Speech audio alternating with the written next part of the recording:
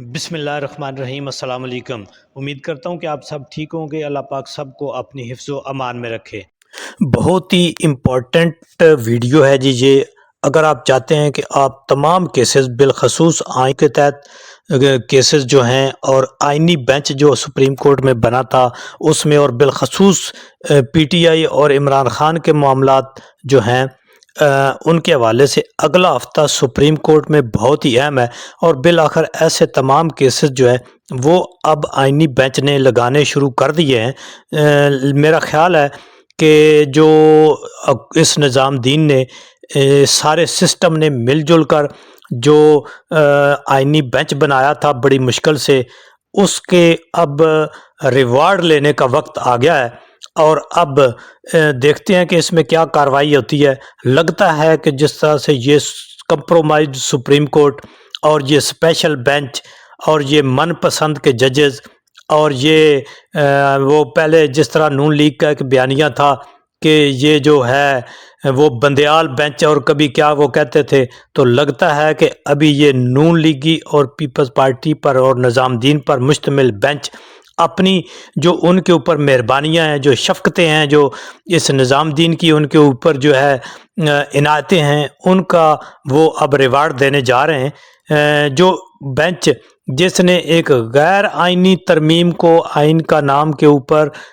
قبول کر لیا، میرا خیال ہے کہ اس سے آئین کے متعلق یا آئین کی منشا کے متعلق فیصلے جو ہیں ان کی جو توقع ہے یہ ایک اتنی زیادہ تو نہیں رکھی جا سکتی، لیکن دیکھتے ہیں کیسے یہ مٹی گھٹا ڈالتے ہیں۔ اب تھوڑا سا میں آپ کو ان کا احاطہ بتا دیتا ہوں جو اہم کیسز ہیں، اور یہ سارے کیسز جو ہیں وہ آئینی بینچ سنے گا جس کا چیف جسٹس امین الدین ہے، اور سب کو پتہ ہے کہ وہ کس کا چیف جسٹس ہے۔ دیکھیں نا جی، ایک تو چیف جسٹس ہیں جو chief justice of supreme court ہیں، اب ایک چیف جسٹس ہیں جو چیف جسٹس آئینی بینچ کے ہیں، اور بظاہر ایسا لگتا ہے کہ اب چیف جسٹس سپریم کورٹ ہیں وہ ایک نام کے چیف جسٹس ہیں، اور وہ صرف جو ہے بس ابھی کہیں دستخط کرنے والے رہ گئے ہیں، لیکن 26ویں آئینی ترمیم کو تو کسی حد تک جو ہے وہ چیف جسٹس سپریم کورٹ نے تو فل کورٹ کے سامنے لگانے سے انکار کر کے اس کو ایک تسلیم کر لیا ہے۔ اب ان کو پتہ چلے گا کہ یہ جو دیکھیں نا جی، جو ایک سازش کے تحت کی گئی 26ویں آئینی ترمیم کے بینیفیشری چیف جسٹس ہیں، وہ کس طرح اس 26ویں آئینی ترمیم کو جو ہے وہ کوئی اس کے اوپر آئین کے تحت کوئی ورڈکٹ دے سکتے ہیں۔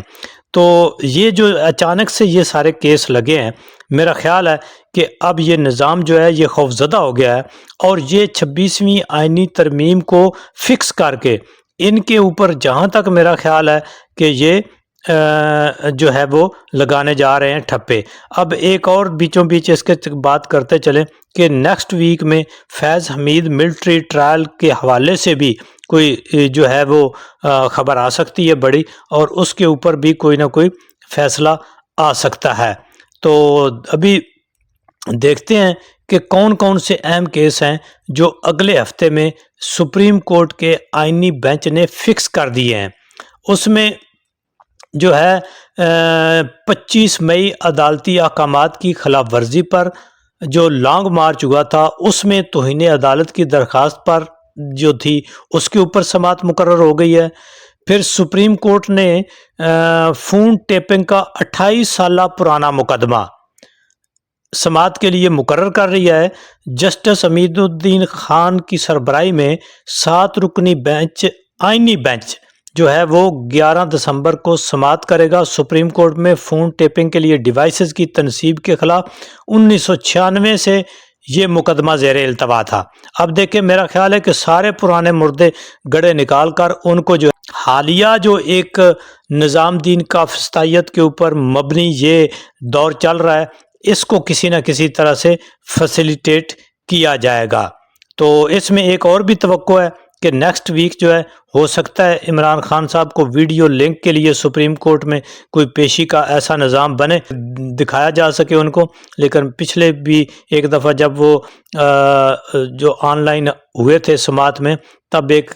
جو تصویر لیک ہونے کے پر جو ہنگامہ ہوا تھا، میرا خیال ہے کہ یہ جو قوم مرشد کے دیدار کی توقع لگائے بیٹھی ہے، وہ فی الحال جو ہے ان کو مشکل ہوئے گی۔ اس کے بعد ایک درخواست تھی جی سیمابیہ طاہر صاحبہ کی، جس میں پی ٹی آئی کی قیادت پر جو بے بنیاد اور جھوٹے مقدمات کا اندراج کیا جا رہا ہے اس کے خلاف تھی، اس کو بھی سماعت کے لیے اب مقرر کر لیا گیا ہے۔ پھر چیف الیکشن کمشنر سکندر سلطان راجہ کی تعیناتی کے خلاف ایک درخواست تھی، جس کو بھی جو ہے وہ مقرر کر لیا گیا ہے۔ اس کے علاوہ ایک عمران خان کے خلاف توہین عدالت کیس جو تھا، وہ بھی سپریم کورٹ میں جو ہے وہ سماعت کے لیے مقرر ہو چکا ہوا ہے۔ پھر جو سب سے اہم بات ہے، جو سب سے بڑا بگاڑ ہے،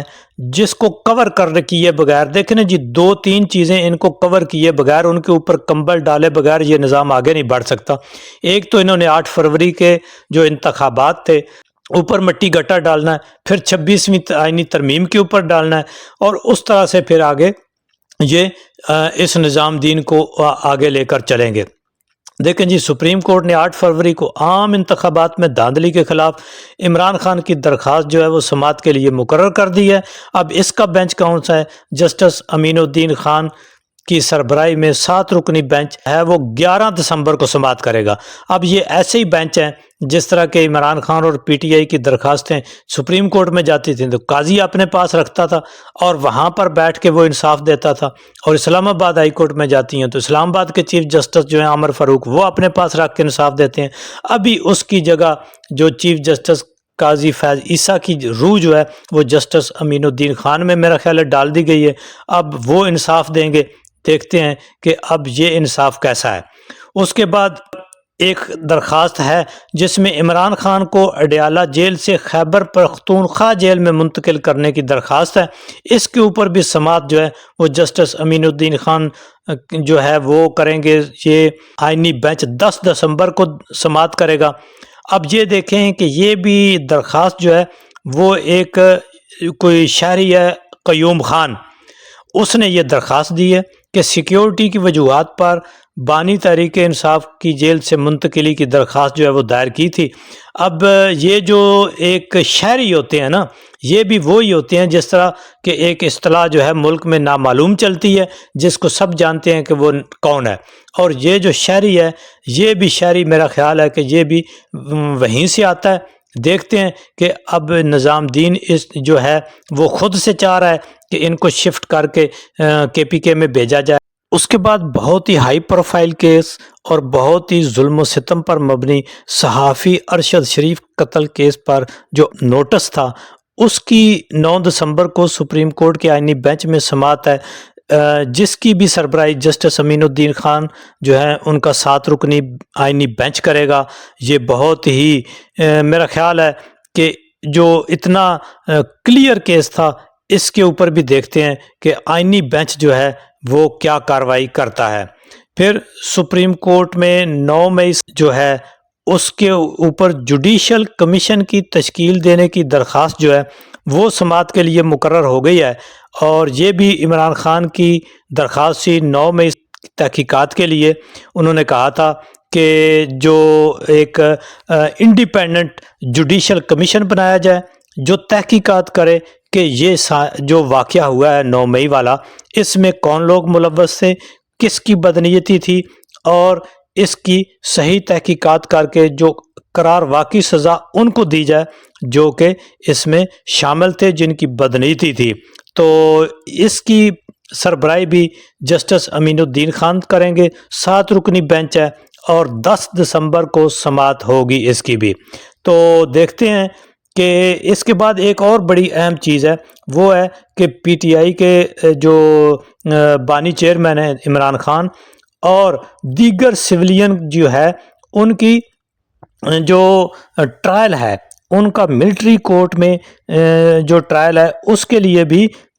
جو درخواست ہے اس کی سماعت بھی مقرر کی ہے۔ تو اس طرح سے یہ اہم کیسز تھے۔ اگلا ہفتہ سپریم کورٹ کے حوالے سے، آئینی بینچ کے حوالے سے بہت ہی اہم ہے، اور اس میں پی ٹی آئی کے اہم ترین مقدمات، ہائی پروفائل کیس، ارشد شریف کا کیس، ملٹری ٹرائل کا کورٹ، سویلین کا جو ملٹری ٹرائل ہے ان کا، اور اسی طرح سے پی ٹی آئی کے عمران خان کے دیگر جو کیسز ہیں، جو آئینی کیسز ہیں،